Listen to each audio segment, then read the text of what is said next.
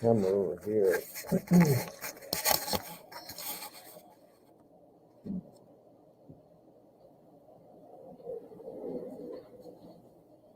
Good deal.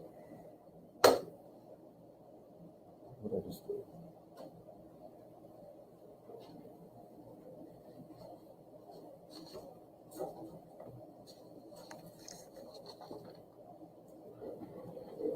All right, so yesterday we were talking about Thales and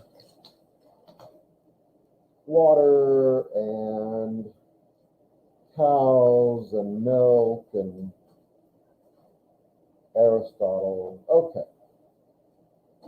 so told you why Aristotle thought that, some reasons why he speculated that Thales also might have come to this conclusion. Those are probably decent speculation, nothing too crazy. And then I was getting ready to tell you this quick story because, hey, listen, I know that these guys from 600 BC are not that excited. I get it. So I try to throw in a little extra, what other teachers wouldn't give you, just to kind of spice it up a little bit. True story. So Thales had been in Egypt, and he had studied weather patterns. I mentioned that yesterday. And one year, he was being criticized for, living in poverty, like I said, and also, you don't earn that much watching cows or talking about water and stuff, and maybe being a philosopher. But he was a smart guy, and he predicted, to himself, he realized what was going on, and he said, there's going to be a tremendous olive harvest this year.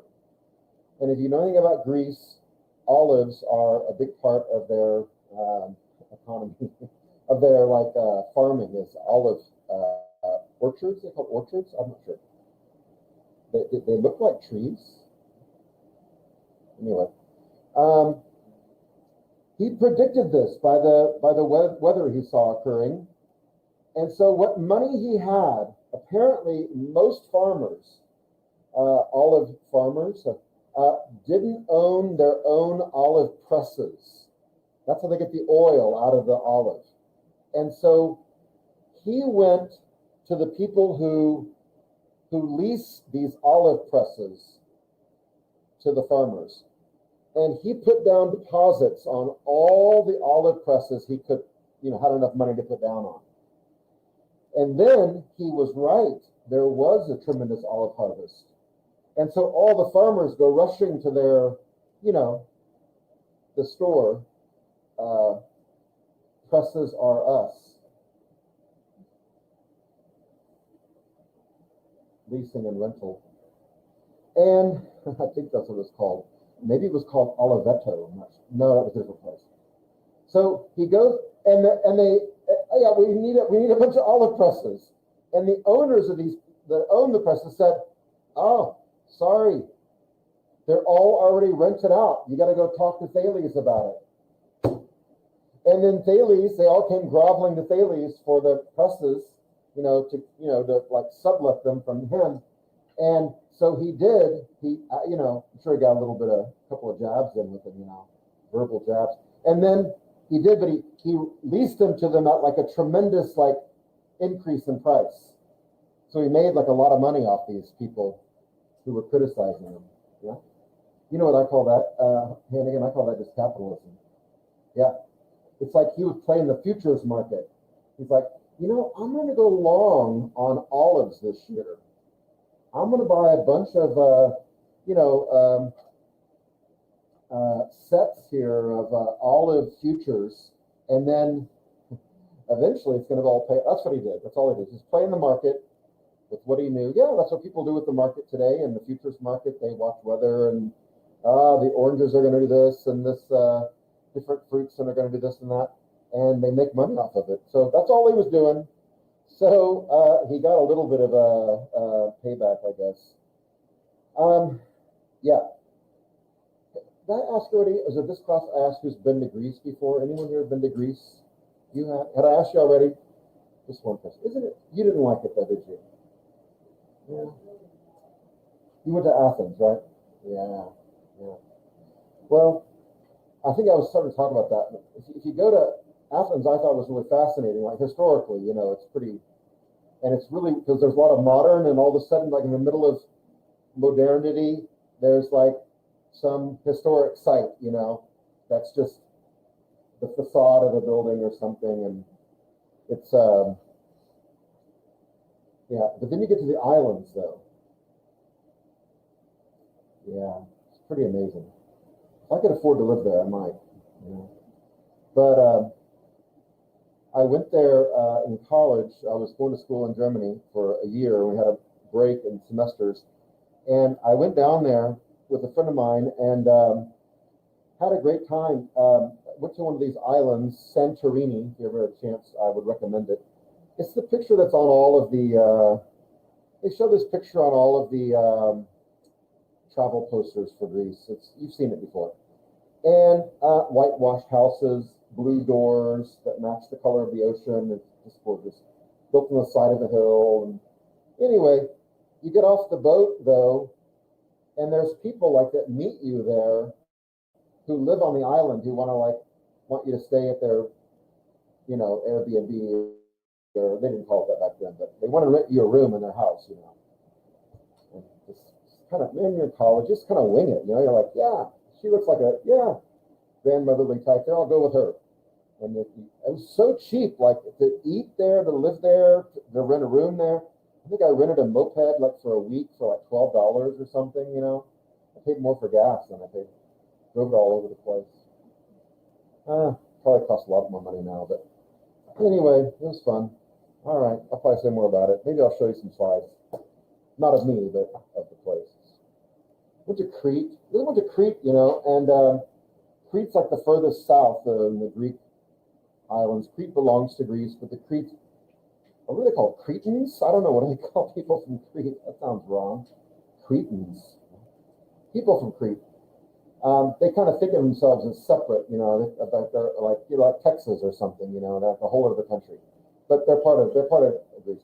But I remember I felt like I was a long way from where I lived in Germany and even further away from home in Oklahoma. And I went by this, I went to a travel agent to book a ticket to do something, and all their posters in the windows were for like Egypt, and a lot of North African countries. And I said, yeah, it's time for me to go back home.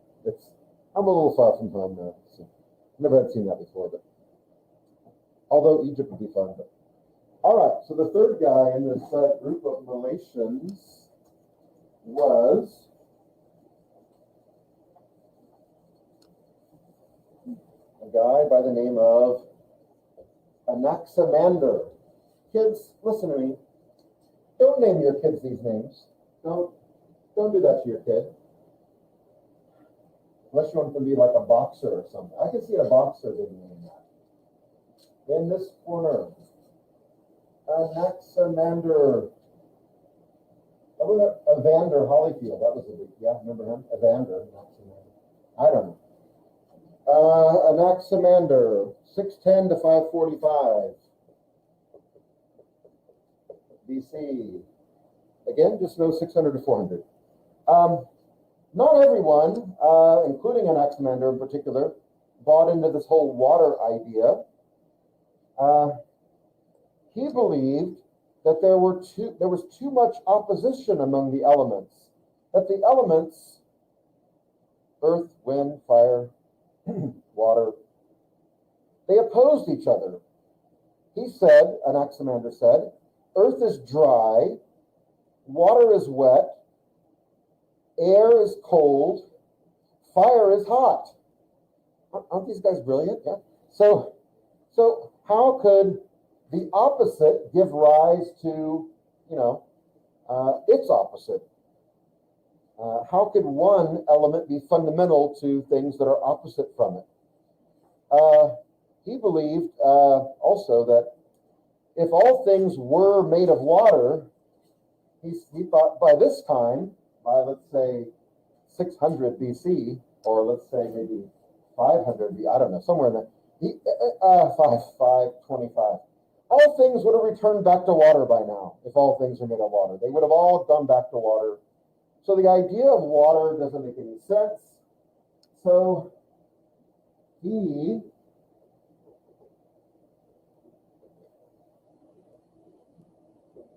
postulated, that's air, by the way, that there was a fifth element.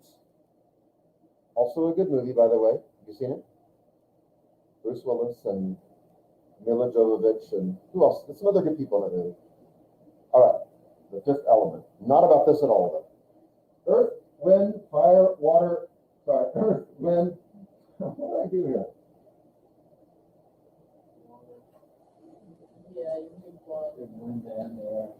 That's what I did. Sorry. Yeah, I'll talk about this later. Now, that's some good stuff right there. Earth, wind, fire. No, seriously, no. Nothing better than that. Earth, wind, fire, water. Thank you. Well, I was confused. He added a fifth element, and he called it, in Greek at least, he called it the apeiron. Apeiron, which translates literally as the boundless. Sometimes translated as the eternal or ageless or something like that, but boundless maybe is a better translation. A fifth element, the apeiron, is neither observable and what it does is it keeps in check the other four elements to make sure that not one overtakes the other, and it keeps a certain balance among things. It also keeps a balance among change that Thales talked about that goes on in the world. It makes sure, thank goodness, that summertime doesn't hang on for too long, that there's a transition to fall and fall to winter, that there's a transition from day to night, that there's a transition from life to death. And it's apeiron who holds all the elements which underlie everything, and also the changes that goes on among those elements. It holds all those things in check.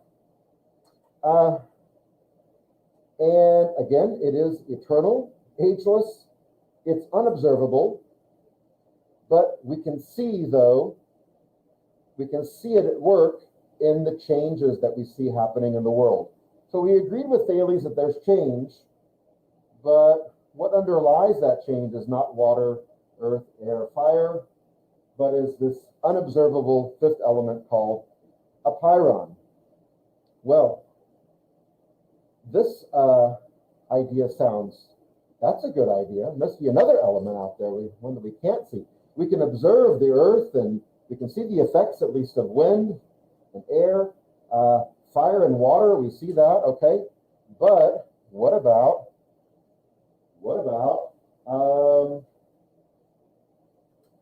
change among those things? And apeiron is there. That makes sense. I mean, I see where they're going. The problem is that once you, we talked about, anthropomorphism a little bit, about giving human characteristics to the gods, let's say, or to that's not.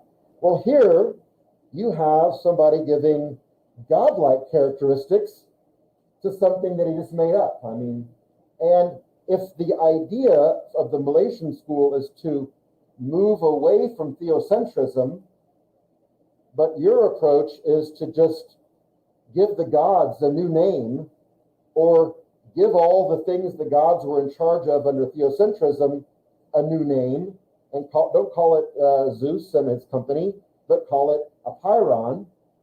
Well, that's not a move away from theocentrism. That's not a move towards naturalism.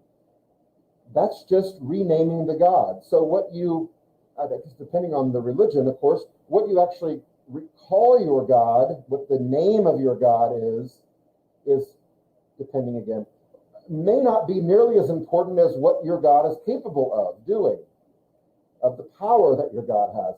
So if you attribute all that power that the gods had before to a new thing called apeiron, you just rename the gods, basically. So what the apeiron could do is what the gods were doing under theocentrism, and that's going the wrong way. So this idea, although maybe there is something else. Yeah, maybe there is. But that's not the direction we're going, though. We're trying to explain the natural world naturally. Let me see here. Well, what's interesting about Anaximander? This is true. He is the first man in the West, at least, to have made a map. He made a map of the coastline of Greece, and it's I don't know that it's the original one, but it must be some kind of a copy or a replica of it. I've seen it, and there's a museum in Athens that has this map made by Anaximander. So he was, in the West at least, the first, what do we call that? Cartographer, right? Cartography, yeah. Good. Anaximander also believed, just based purely on observation, that the Earth was actually shaped like a cylinder. Now, I kind of like the cylinder idea, and I'm going to tell you why. A lot of flat earthers out there today, and flat Earth, has its problems. So does the cylindrical movement that, thank goodness, has died out some 2,500 years ago. But it does have some merit to it, though. At least with a cylinder, you have a roundness. You have rounded edges, right? Or there isn't. I mean, you have these. Now, I guess you could sail this way and fall off.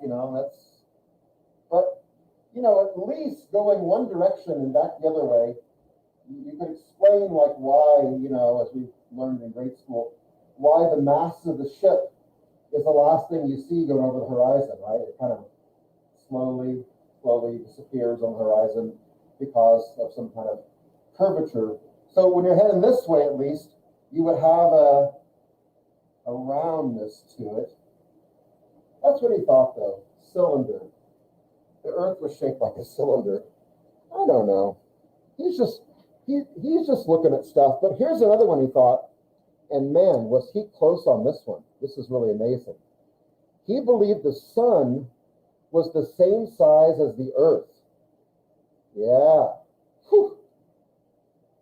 He should get a Nobel Prize posthumously for that one.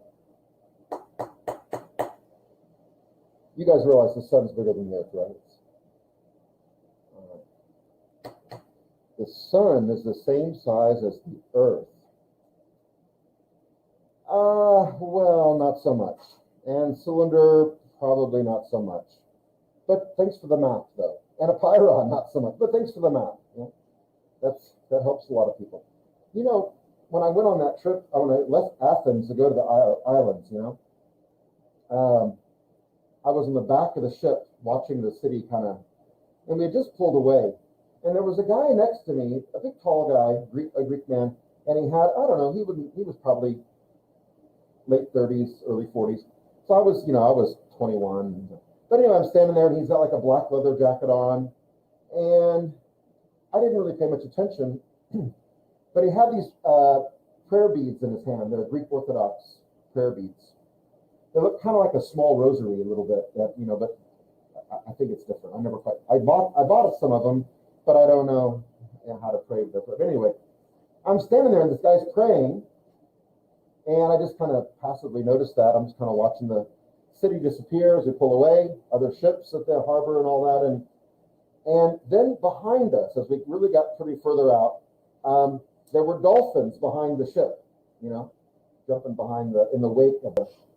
And then he said to me in English, he said, okay, now I can go back to the deck. Now I know we're going to have a good journey. And then I said, oh, why do you know that? And when he turned to me, he had a naval looking uniform on, and he was the captain of the ship. I ran into him later. Yeah, he's back there. I'm like, dude, I sure glad I didn't know you were the captain when you were praying back there on the thing. Was there a problem or something? Sure. Bad weather, got your beads going, looking for superstitious things. I don't like captains to be superstitious, Dolphins. Oh, we got dolphins. Okay, we're good. Put me back on the wheel. I want you to run the ship the way it should be run, but yeah. Why did I tell you that? I'm not sure. I got a lot of random stories. All right. The next guy, the third guy in this whole Malaysian school, has a similar name. Let's get rid of a pyron here and leave that right there. You know, I'm really tempted to even wipe out water for a while. That's terrible. Let's make a line and we'll come back to this one in fire. And his name is, Anaximenes. So when you have a boy, don't consider this name. 580 to 500.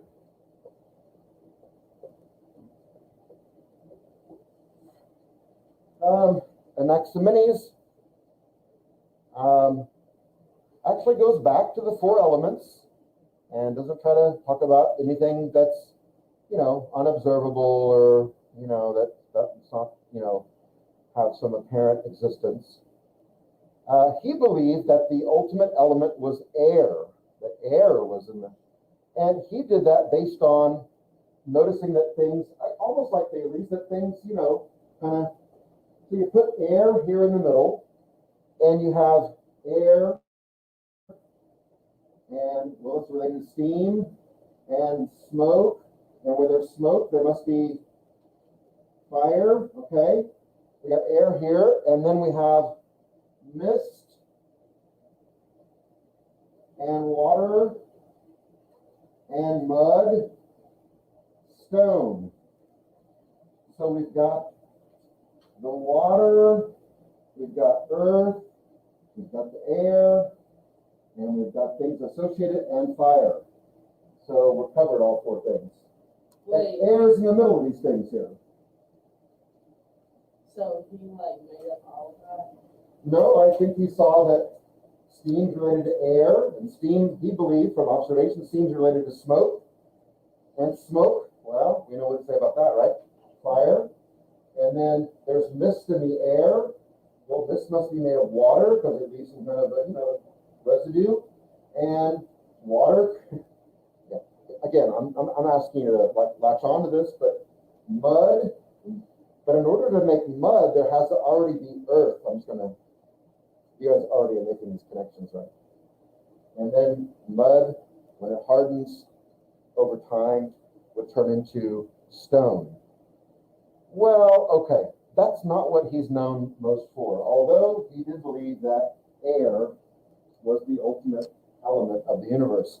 But what he's known for are two, I'm going to call them axioms of science at his time, and really both of them have some application even today. One is, he calls this the priority of observation. And both of these, by the way, are kind of backhanded slaps at Anaximander. Priority of observation says, all things being equal, it's more reasonable to postulate the existence of observable entities than of non-observable entities. So if we have observable things, let's stick with that. Not that there might not be some things we can't see, but let's stick with the things that we can see before we start moving on to, other things beyond our ability to observe. Now, part of this really just kind of plays into the simplicity of the time, that they didn't have any way of, looking at things more closely under a microscope or further away with a telescope, or they didn't have all the equipment and all the lab techniques and the scientific method and all this shit. All they had was observation, not just visual, but through their senses as well. So this is important to them. But I think still, though, even maybe not under always scientific conditions, but in regular situations, though, it's probably better to, kind of prioritize possibilities and begin with the things that you can observe, that are things that you can, with your senses, know that exists. Okay? It kind of lends a certain amount of reasonability to your thinking. That's or rationality to your thinking. The second axiom is called, I'm going to abbreviate here, the principle of, well, I'll use this word, metaphysical simplicity. Yeah, right here you can see already.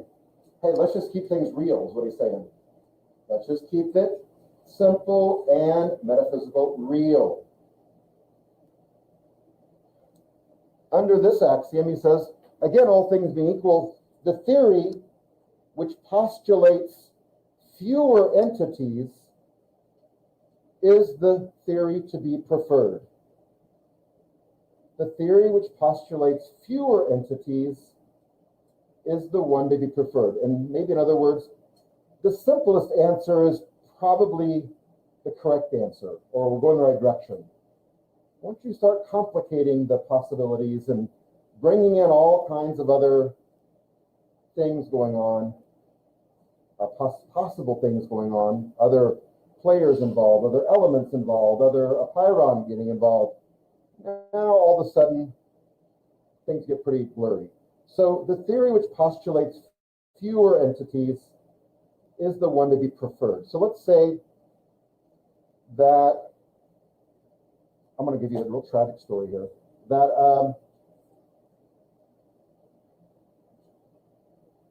I can't give you the lead in, that will give away the end of the story. Let's just say this, that there is a dead man on the floor in your house, and he's a relative of yours of some sort, I don't know.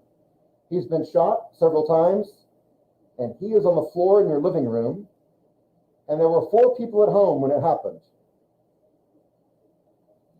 You, your mom, your dad, and your sibling, and the 5th person was the person on the floor dead. The police show up. There's a dead man on the floor. There's 4 of you, 2 sitting on the sofa, 2 sitting in the love seat. And in the mind of the police officer who's been trained this way, trained about metaphysical simplicity, maybe not here to know that term. Who does he suspect did this?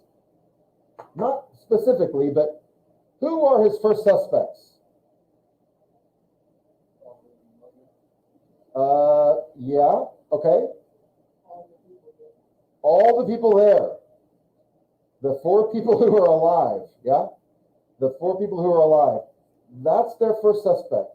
Now, the FBI tells us that murders that happen in the home, generally, I think it's like 75, 78% of murders happen in homes, are caused by, or the murderer is someone who also lives in the home or has access to the home. So if there were only 4 other people in the room or in the house when this one guy died, we can narrow it down pretty quickly probably to these 4. Is it possible that someone came barging in, the door happened to be unlocked or something, there's no sign of forced entry, and just randomly shot somebody and then ran back out again? It is possible. But the FBI would say the odds are against that, and they have to work the odds first. And if for some way they can clear all 4 people, then they're going to look to they're going to move out like in concentric circles, right? They're going to go, well, let's look at the step outside. Does this person have any enemies? Were they involved in any illegal activity? Do they, anybody who would want to kill them? And some girlfriend or boyfriend they just broke up with, or what, something. They're going to be looking for, but first they're going to get rid of those. They're going to eliminate, I should say, as suspects, those 4, and that might take a while. Yeah? But because they're going to play the odds. So that's in a sense, kind of a, of me watching too much ID television, probably. You watch that network, huh? What's that show? ID? It's not your head. Anyone heard it before? Yeah? A friend of mine was watching it. His wife was watching it.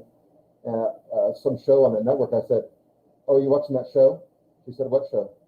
"That show called How to Kill Your Husband and Get Away with It." He's like, "Maybe." I just looked at him and was like, "Dude, you might want to get a Kevlar vest or something and sleep with one eye open." Most murders that happen in the home happen, Yeah, it's weird. That's how you can. Has anyone ever heard anything like that before about, the simplest theory is probably the correct one? I'm kind of simplifying the theory about simplicity. Heard anything like that before? What, how have you heard it? Have you heard it expressed differently or? Multiple choice stuff. Oh, very good. Second guessing yourself. Okay. Okay. Okay, I hadn't thought about that. That's a good one. They teach you that, don't they, in SAT prep or something about, yeah, your first kind of gut instinct is probably there's something to that, right? Anyone else heard anything like this before? There's this idea becomes more developed later. You want to say what it is? Andrew, you have nod your head. No, just how you've heard it, or what it is that you've heard. In robotics, it's like keep it simple. Don't make Yeah. that's so overcomplicated that it's That's good. messed up. We say that, like, keep it simple, stupid. Right. We have an acronym for that too, don't we? That's right. We tell people to keep things simple. Yeah, it still can be impressive without being, without overwhelming yourself and the whole thing. And, this summer I traded it. I had a Mercedes, which no teacher should own a Mercedes because the car doesn't cost that much really, but the upkeep of the car costs more than the car. It's a crazy thing. Yes. There she is. And the car, this goes on with what you're saying, Andrea, the car, like probably a lot of other cars of that caliber, was so over-engineered. There were bells and whistles in that car I was just discovering before I traded it in. Things it did, I didn't know that it did. And, for each one of those things, there was a engineer somewhere who came up with this little, wow, and guess what? When one of those things goes wrong, it's going to like blink on your dashboard constantly until you fix that little thing you never even really use. Yeah. And so Mercedes is not into keep it simple, stupid. They're into keep it expensive, stupid. That's a KESS, a different acronym. Because whenever I took it to the mechanic, it was always like, why don't you just write me a check for $1,000 and we'll just go from there. That was kind of I'll call you back when I run out of money. That's what the mechanic told me. There is another axiom that really builds on this called Occam's razor. Have you heard that before? Occam's razor. It's actually more complicated what I'm going to say, but it really follows this idea that in general, the most reasonable and the most likely explanation is probably the correct one. So again, that's kind of what they're working off of when the police show up at your house and there's a dead body. They're going to lean on the people who are there first and then work their way out from there if they need to. But more than likely, it's very reasonable to postulate that that's what happened. Somebody there in the house did it. But this Occam's razor, ever heard that term before? Occam's razor? No? William of Occam. You've heard of it. Okay. Political theorist. And all right. Well, if you have it, maybe you will. Maybe you have now. So again, I've used this example before, but I'll use it again. If someone tells you that, it's kind of weird, but there's this alien craft landing in my backyard at night, and it's unloading about a dozen Bigfoots every night. They don't ever load them back up again. They're just unloading them every night in my backyard, and they run off into the woods. And well, what's a reasonable person going to ask that guy? What's a doctor going to ask you? Are you taking any medications right now? Yeah. Are you having trouble sleeping? Is there stress in your life right now? Is there something going on there'd be a lot of things that you would eliminate that are more reasonable before you got down to the point of, well, maybe there are Bigfoots being unloaded off on alien craft. Maybe there are. All right. Well, possible.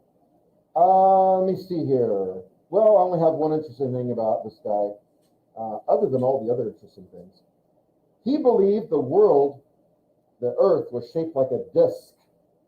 So he's kind of a flat earther with a little bit of curvature, you know, maybe at the top, a little like a teapot, you know, type. Disc like a disc. Now, I did have some students a couple years ago who played a lot of frisbee golf, and they thought this was a pretty awesome idea, that the Earth was shaped like a disc. And they wanted to put it on their team T-shirts or something. Well, there you go. Well, anyway, that's the three from the Malaysian school. That area, Miletus, in this kind of Greek outpost in Monterey, it becomes overrun by the Persians in the early 400s, and yeah, so it's no more. So that really kind of put an end to things here. But this desire for simple explanation, for a natural explanation, a non-theistic explanation to the world does put the West now on a trajectory of not only philosophical thinking outside of religious thinking, but also towards a more scientific viewpoint of the world. The next guy I'm going to talk about, let me see what time it is. Not today, though, is someone you already know, and his name puts fear in my heart because I do not like mathematics. His name, and he's a pre-Socratic, you ready? Pythagoras. Yes, the one that you know, that Pythagoras. But what time are we out? At 9 o'clock? No? Yes? Nobody wants to ever tell me. It's okay. It's all right.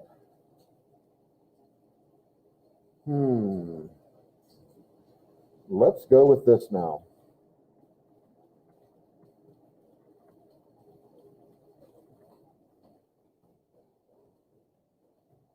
On the topic of earth, wind, fire, and whatever else. Yeah.